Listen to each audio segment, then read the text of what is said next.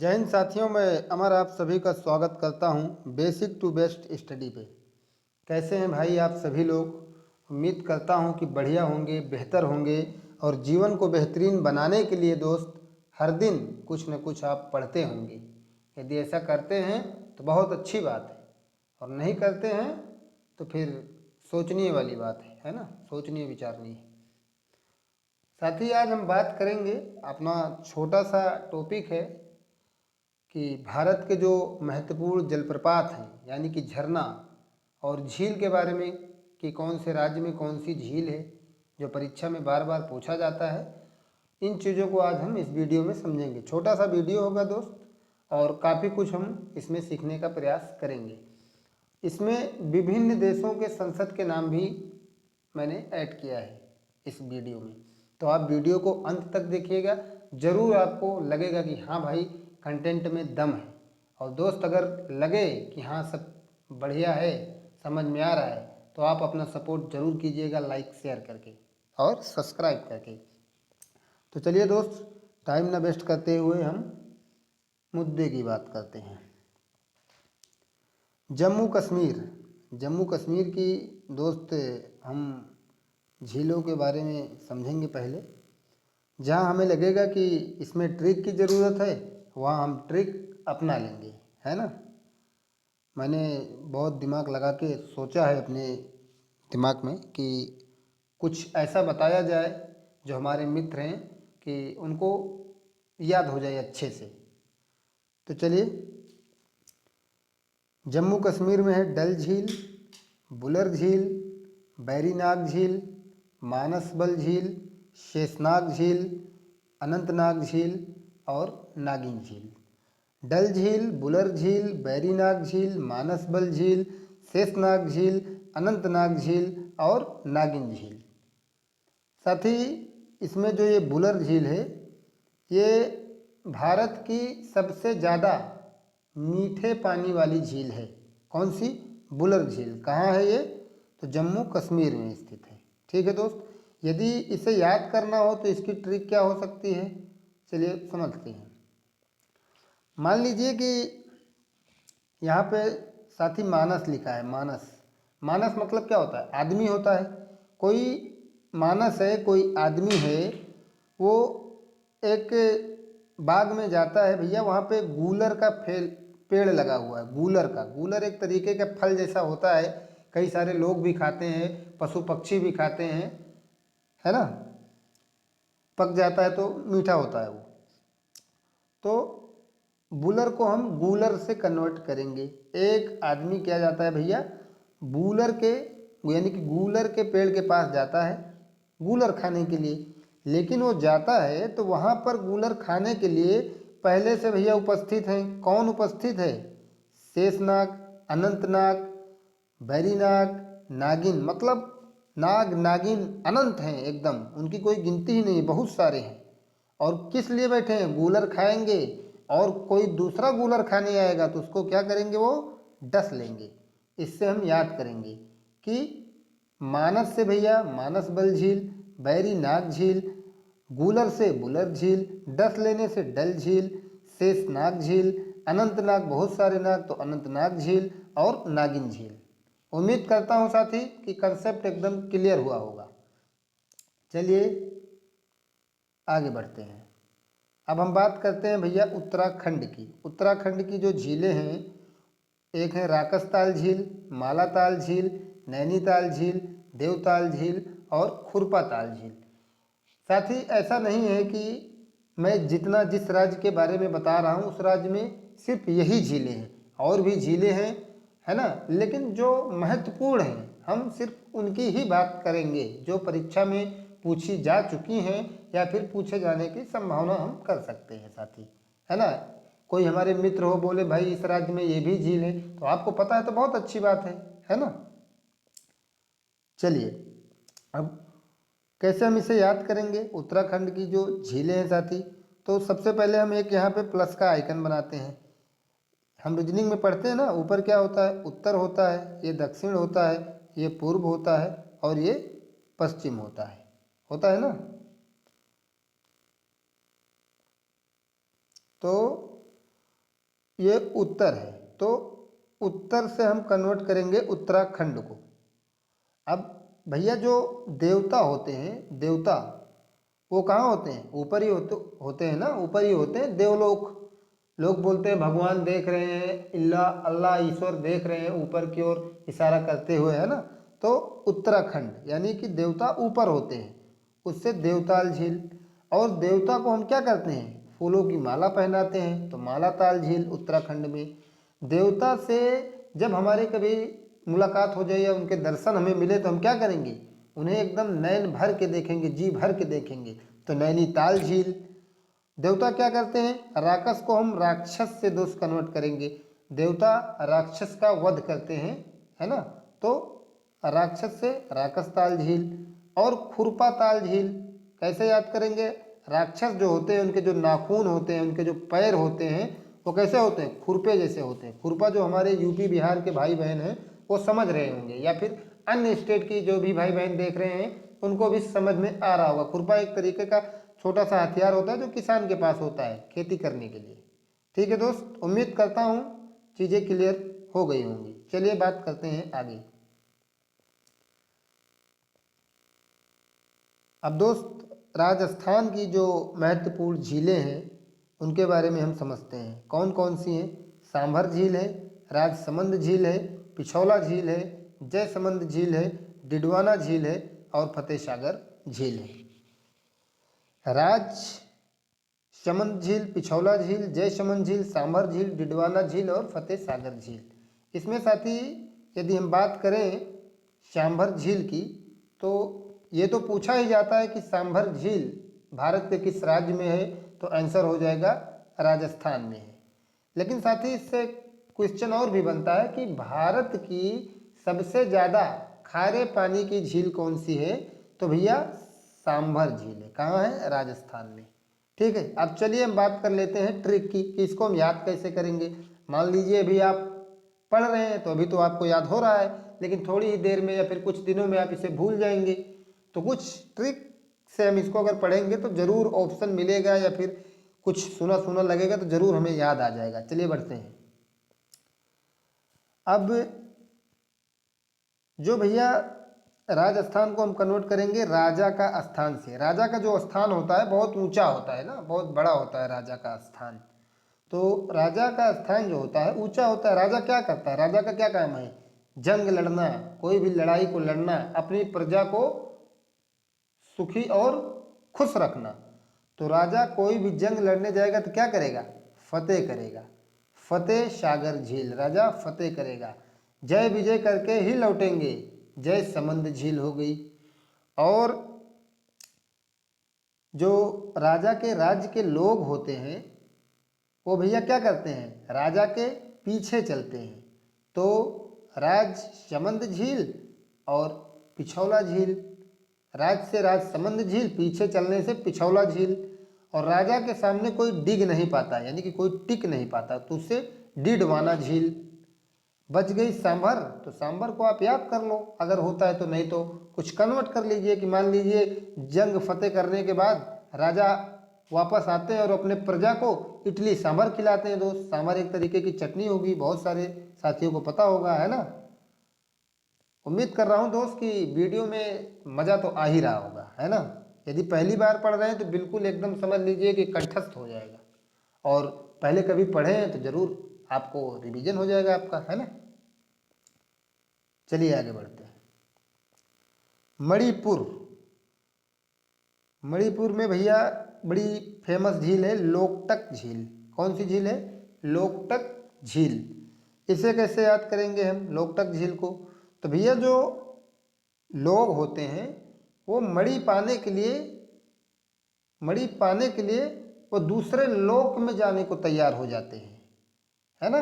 कई सारे लोग जहाँ भी मतलब लोक में जाने के लिए वो तैयार हो जाते हैं, और वो मणि के लिए इतना इच्छुक होते हैं मणि पाने के लिए कि जब वो जाते हैं मणि उनको दिखती है तो एकदम उसको टकटकी लगा के देखना चाहते हैं। लेकिन मणि में इतनी चमक होती है, इतनी रोशनी होती है, जैसा कि हम फिल्मों में देखे हैं। मणि सच्चाई में है कि नहीं है ये हमें तो पता नहीं है भाई, लेकिन जो हम किसी सीरियल या फिल्म में देखे हैं, उसमें इतनी चमक होती है कि वो व्यक्ति उसको देख नहीं पाता है, टकटकी उसकी लग नहीं पाती है। दूसरे लोग चला गया है वो, लेकिन मणि को वो टक टक करके देख नहीं सक रहा। एक बार देखता है, देखता है, हटता है, देखता है, हटता है। तो इससे दोस्त हम क्या करेंगे, मणिपुर में लोकटक झील है, लोकटक झील।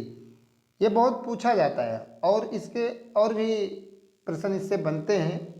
एक है भैया केबुल लामजाओ, केबुल लामजाओ राष्ट्रीय उद्यान कहाँ पर है, मणिपुर में है। ये भारत का ही नहीं, विश्व का एकमात्र तैरता हुआ राष्ट्रीय उद्यान है, जो कि भारत के मणिपुर राज्य के लोकटक झील के अंदर है ना दोस्त। इसलिए बहुत पूछा जाता है, तो आप इसे याद रखेंगे। ठीक है साथी, बढ़ते हैं आगे। पुलिकट झील, पुलिकट झील जो है भाई ये तमिलनाडु में है, तमिलनाडु में। एक ही है भाई, याद हो जाए तो बड़ी अच्छी बात है, वरना याद कर लो। एक लड़का एक लड़की हैं, दोनों आपस में बात करते हैं। लड़का लड़की से कहता है मुझे तुमसे मिलना है, लड़की कहती है भाई मुझे नहीं मिलना है तुमसे।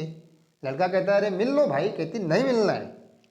फिर लड़का कहता है तू मिलना, मैं तेरे लिए लाडू लेके आऊँगा, लाडू लेके आऊँगा, और भी बहुत सारी चीज़ लाएंगे, एप्पल लाएंगे, बनाना लाएंगे, सब उसे मिल बांट के काट के खा लेंगे, है ना। तो लड़की कहती है ठीक है, कहाँ मिलोगे। तो लड़का कहता है जो गांव में पुल है ना वहीं मिलेंगे, पुल के पास, पुलिकट झील, वहीं मिलेंगे और मिल बांट के काट के खा लेंगे। तो पुलिकट झील तमिलनाडु में है ना साथी। चलिए आगे। आंध्र प्रदेश, आंध्र प्रदेश में हुसैन सागर झील और कोलेरू झील दोनों महत्वपूर्ण हैं, लेकिन सबसे ज़्यादा ये पूछी जाती है कोलेरू झील। इसे एकदम बिल्कुल याद ही कर लेना। कैसे याद करेंगे, क्या हो सकती है इसकी ट्रिक। एक अंधा व्यक्ति है, उसका कोई सामान चुरा के भाग गया, बेचारे का, गरीब व्यक्ति है ना। तो वो बेचारा अब क्या करे, एकदम रोने जैसी उसकी शक्ल हो गई बेचारे की। वो या हुसैन करते हुए रोड पे जा रहा था। तो कई सारे लोग वहाँ पर देखे, बोले क्या हुआ अंकल आप रो क्यों रहे हो। तो उसने कहा कोई ले गया रे, कोई ले गया, मेरा सामान कोई ले गया। तो कोई ले गया से कोलेरू झील, कहाँ पे, आंध्र प्रदेश में, हुसैन सागर झील। हुसैन साहब जो थे वो मुस्लिम धर्म से संबंधित थे, है ना, ये हमें पता होना चाहिए। और चलिए आगे बढ़ते हैं। केरल, केरल की भैया बात करें तो केरल में है अष्टमुड़ी झील और वेम्बनाड झील। कैसे याद करेंगे, अष्टमुड़ी झील और वेम्बनाड झील। केरल से दोस्त हम याद करेंगे, कन्वर्ट करेंगे केला, केला और केरल मिल रहा है ना, मैच है थोड़ा। तो केला जो होता है भैया वो एकदम स्ट्रेट नहीं होता है, वो थोड़ा सा क्या होता है, झुका हुआ होता है। तो आधा मुड़ा हुआ होता है केला, आधा मुड़ा रहता है। तो अष्टमुड़ी झील केरल।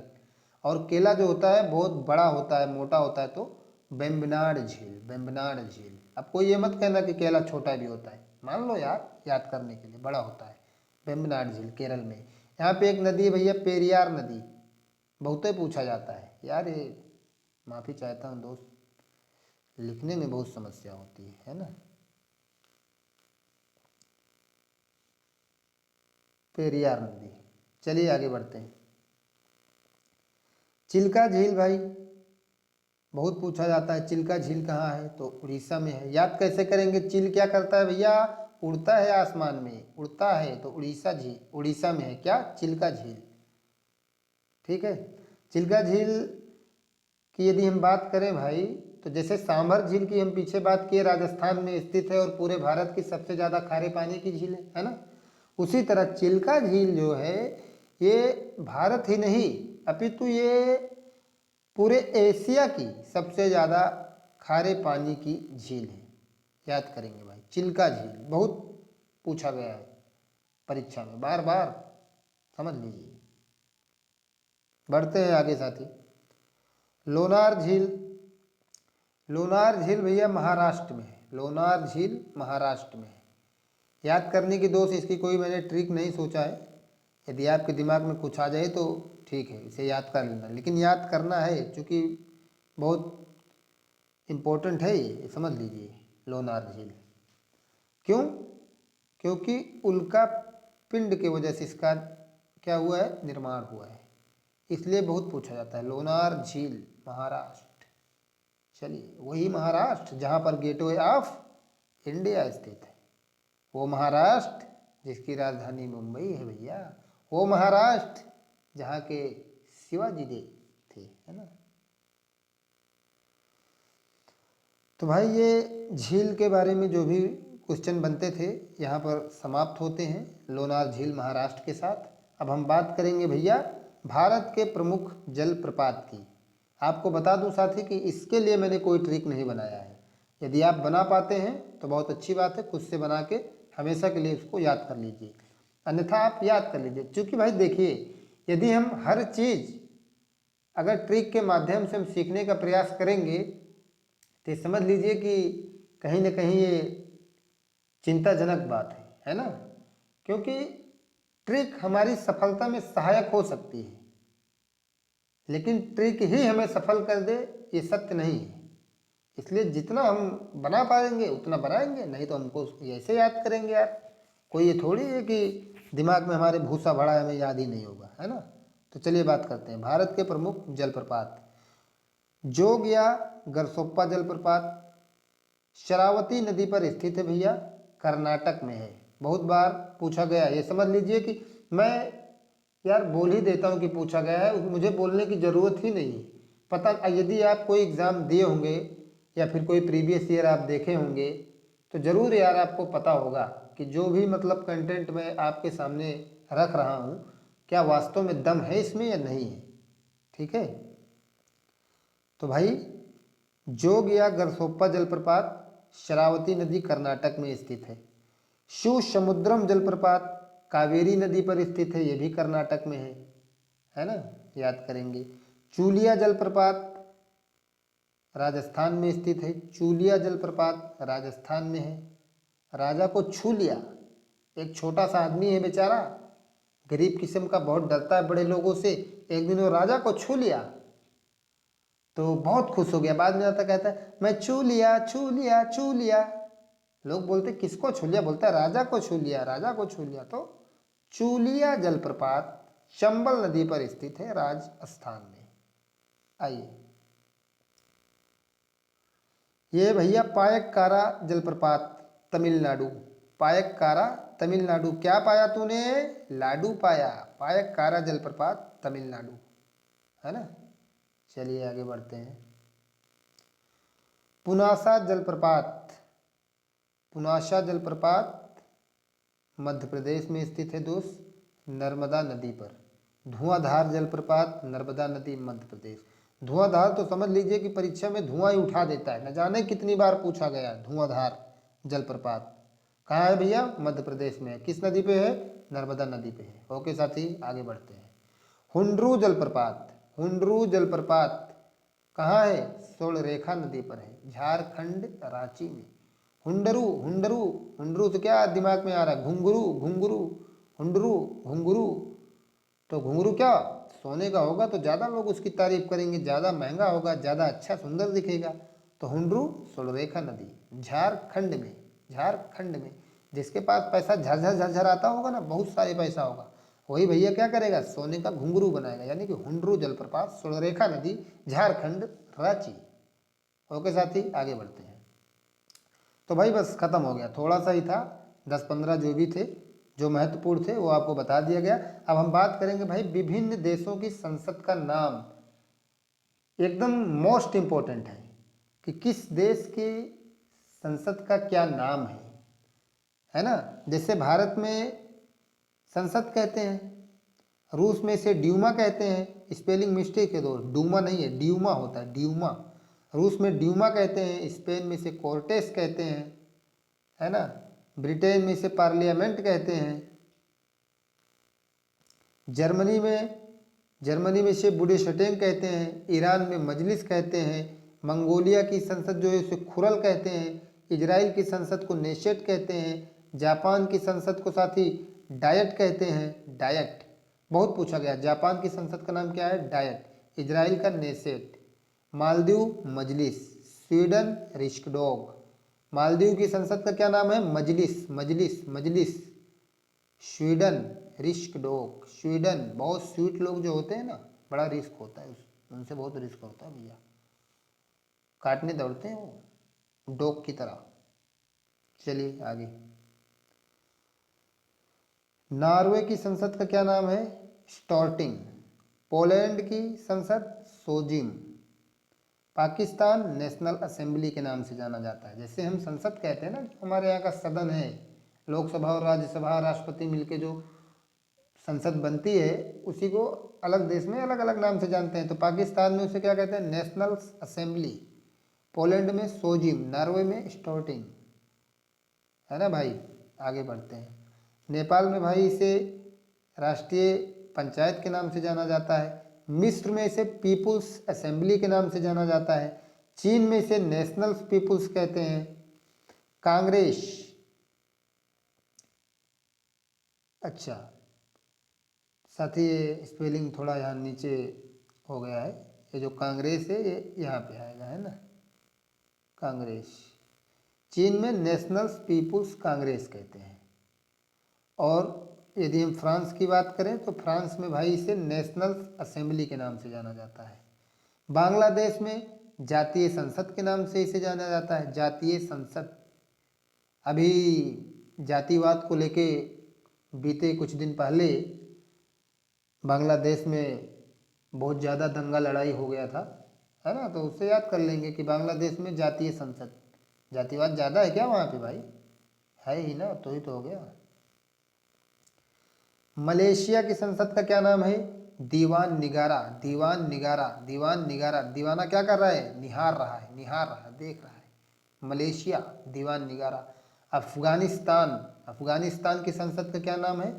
शोरा, शोरा, शोरा, शोरा।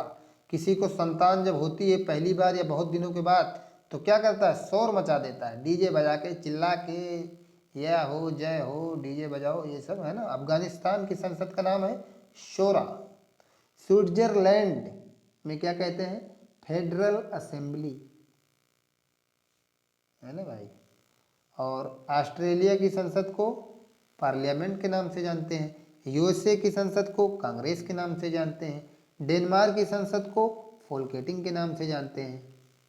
कनाडा की संसद को भैया क्या कहते हैं? पार्लियामेंट कहते हैं। उम्मीद करता हूँ साथी कि चीज़ें समझ में आई होंगी, और यदि समझ में आई हो, वीडियो अच्छा लगा हो, तो भाई आप अपना सपोर्ट जरूर कीजिए भाई। आपके लाइक शेयर करने से दोस्त आपका कुछ नुकसान नहीं होगा, लेकिन किसी का भला जरूर हो जाएगा, तो कीजिए भाई, अच्छा काम है, आप भी कीजिए। ईरान की संसद का क्या नाम है? ये आपको भैया बताना है, कमेंट में बताना है। बताना चाहे मत बताना, वो आपकी मर्जी है ना, लेकिन आपको याद जरूर कर लेना है। सर्च करके, किताब से, कहीं से भी नोट्स हैं आपके पास, जो भी है, ईरान की संसद का नाम क्या है ये आपको पता कर लेना है। बता दोगे तो बहुत अच्छी बात है, हमें भी थोड़ा खुशी होगी। ओके दोस्त, तो उम्मीद करता हूँ कि सब चीज़ें एकदम अच्छे से समझ में आई होंगी। वीडियो पसंद आया होगा आप सभी को, तो पसंद आया है तो आप भी अपना प्यार बरसाइए भाई मुझ पर। तो ठीक है दोस्त, मिलते हैं नेक्स्ट वीडियो में, तब तक के लिए जय हिंद, जय भारत।